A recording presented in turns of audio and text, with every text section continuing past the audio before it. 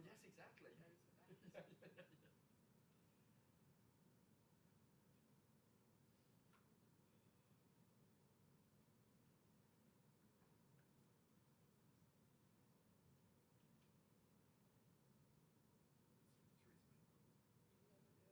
They were just brilliant, those pictures, weren't they? Yeah.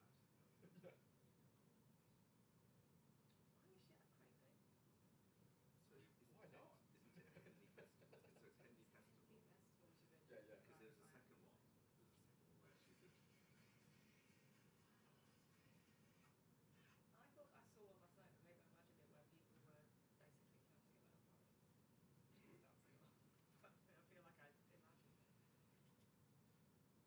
time. Three. Oh, I know it, that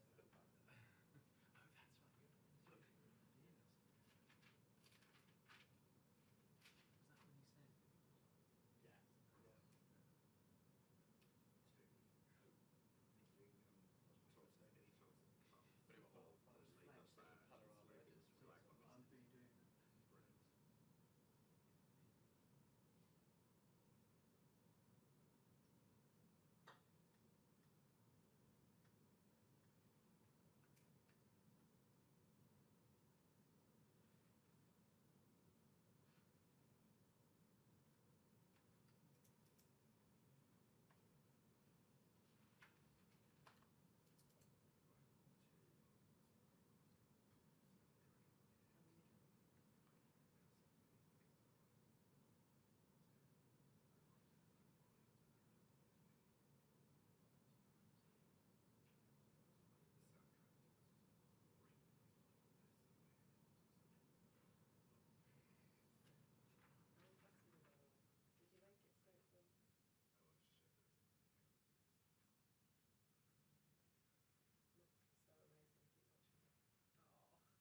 that. Brilliant. Did you make it straight from? Looks so amazing. Keep watching it. Oh, me and the DMV bit.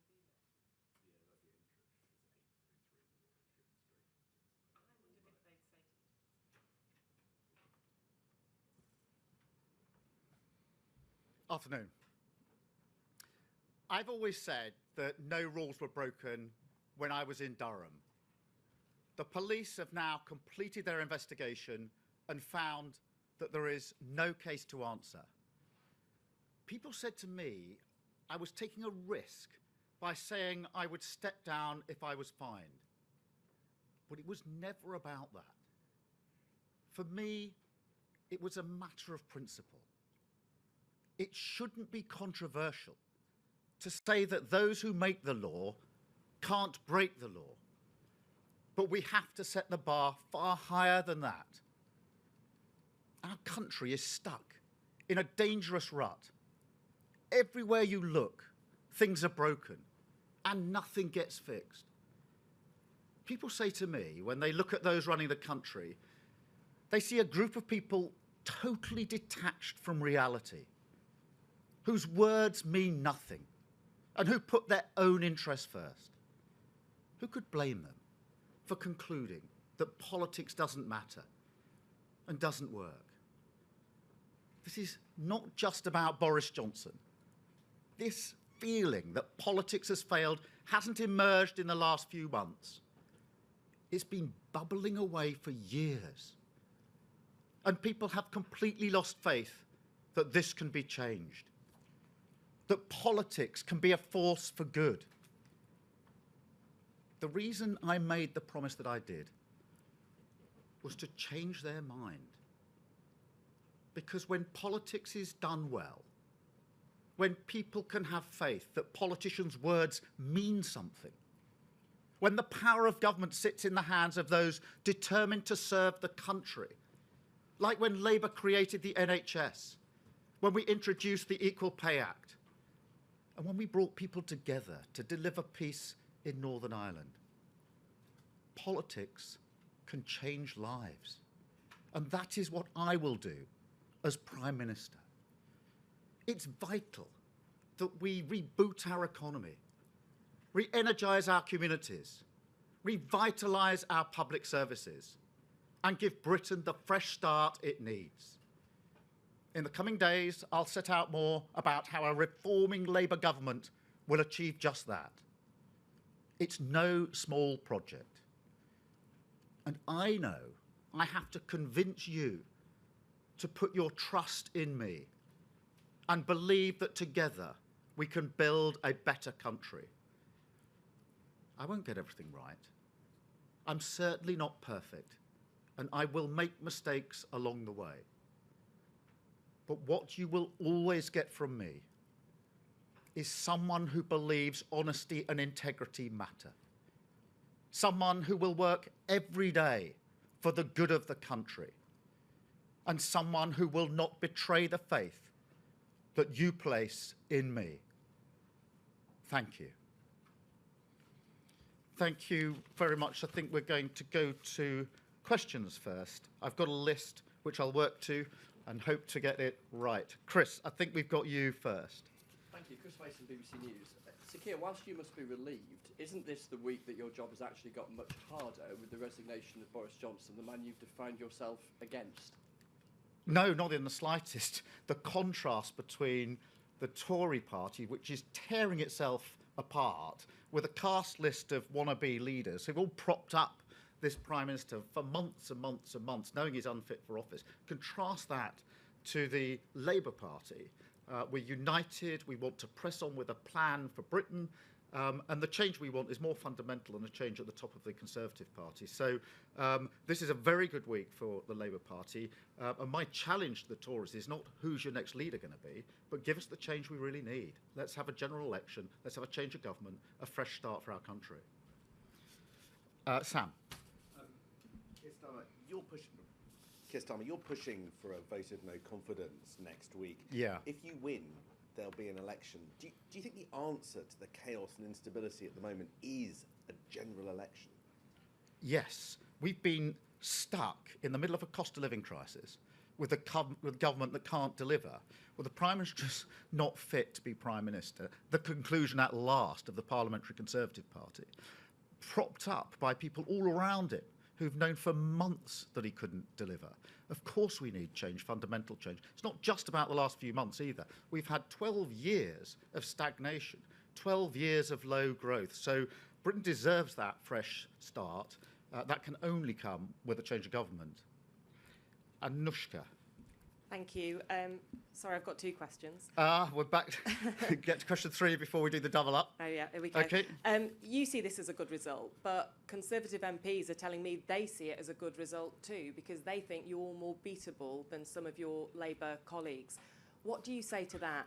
And as you said, Durham Police say there is no case to answer.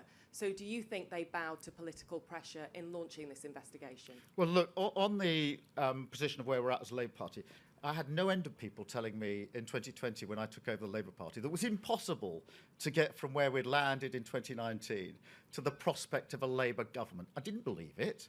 And we've pressed on. We've got really good local election results and a fantastic swing in Wakefield. So I block out the noise. We plough on. If there was a general election, this government will fall. And we've got a plan for the country. We want that fresh start. And I'm not going to listen to the noises off that for 2 years have been telling me this is impossible. We're proving it's possible. What's happened now is it's not just a hope of a Labour government, it's a belief in a Labour government. As for the police, look, I spent 5 years as Director of Public Prosecutions working with all the police forces across the whole country, and there were no end of politicians who tried to tell the police what to do. I'm not going to do that. They make their decisions, and I respect whatever decisions they've come to. Here they've come to a clear conclusion that there was no case to answer. I was always confident that the rules weren't broken. They've come to a very, very clear conclusion. Paul.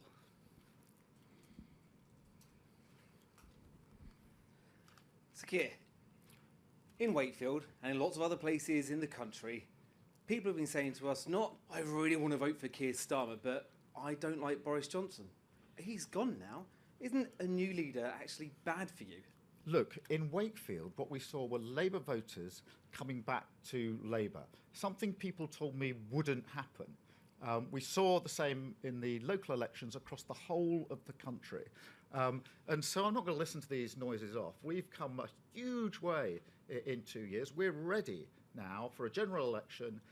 And rather than the noises off, if they're so confident, well, let's have that general election. Let's get on with it. Let's have the fresh start that we need for our country. So let them put their money where their mouth is. If they really think that, call a general election. Let's get on with it. There might be a general election. Well, look, I don't mind when the general election is. We'll be ready for it. Andy. Thank you. Andy Bell, 5 News.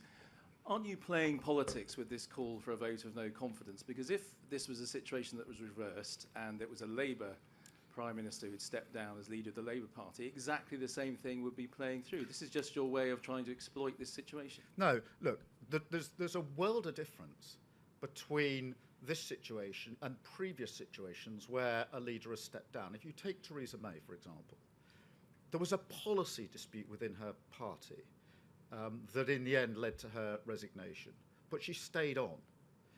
This Prime Minister, Boris Johnson, has been brought down on the issue of trust and integrity because his front bench didn't believe that when they were going out to do media rounds, they were being told the truth.